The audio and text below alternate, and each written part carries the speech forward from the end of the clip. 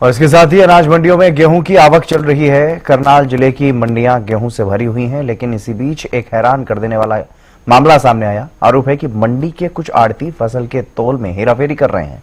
कई मंडियों में तौल में गड़बड़ी को लेकर के हंगामा भी हुआ, जिसके बाद मार्केट कमेटी के अधिकारी एक्शन मोड में नजर आए। मार्केट कमेटी सचिव चंद्र प्रकाश ने अपनी टीम के साथ मंडी में तौल की जांच की और जांच के दौरान गेहूं के कट्टों में निर्धारित मात्रा से अधिक गेहूं मिला। सचिव चंद्र प्रकाश ने कहा कि तौल में गड़बड़ी करने वाले आड़तियों के खिलाफ कार्रवाई होगी। अनाज मंडियों में इस समय गेहूं का सीजन पीक पर चल रहा है। किसान तेजी के साथ अपनी फसल लेकर आ रहे हैं। ऐसे में करनाल जिले की अनाज मंडियां गेहूं की बोरियों और ढेरियों से भरी हुई हैं। तस्वीरें आप देख लीजिए। अब तक करनाल जिले की बात करें तो 54 लाख क्विंटल से ज्यादा गेहूं की आवक अब तक मंडियों में हो चुकी है। बीते साल की तुलना में इस साल फसल काफी तेजी के साथ मंडियों में पहुंची है, क्योंकि मौसम के प्रभाव की वजह से ऐसा रहा है कि फसल जो है उसमें पकाई में तेजी आई है।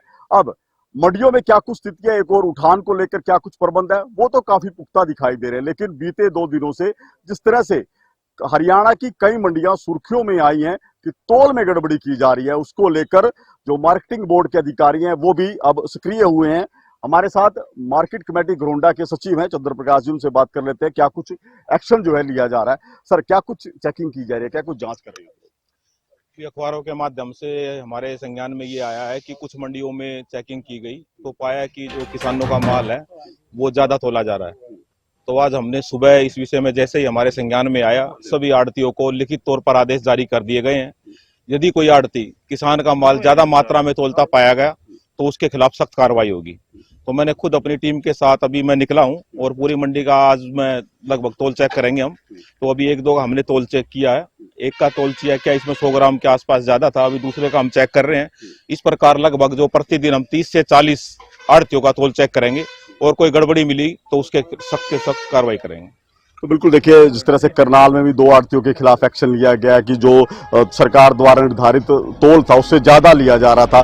तो अब जिस तरह से उठान की क्या कुछ स्थिति चल रही है, क्योंकि मंडियों में पीक आवक है इस समय? उठान की स्थिति अब की बार बहुत बेहतर है। अब की बार जो ट्रांसपोर्ट है और जो खरीद एजेंसियां है वो ओपन में माल लगा रही हैं, जिसकी वजह से मंडी में गलट्स की कोई समस्या है नहीं। हमारी जहां तक घरोंडा मंडी की बात है, 70% के आसपास हमारी लिफ्टिंग चल रही है। बाकी कोई दिक्कत नहीं है।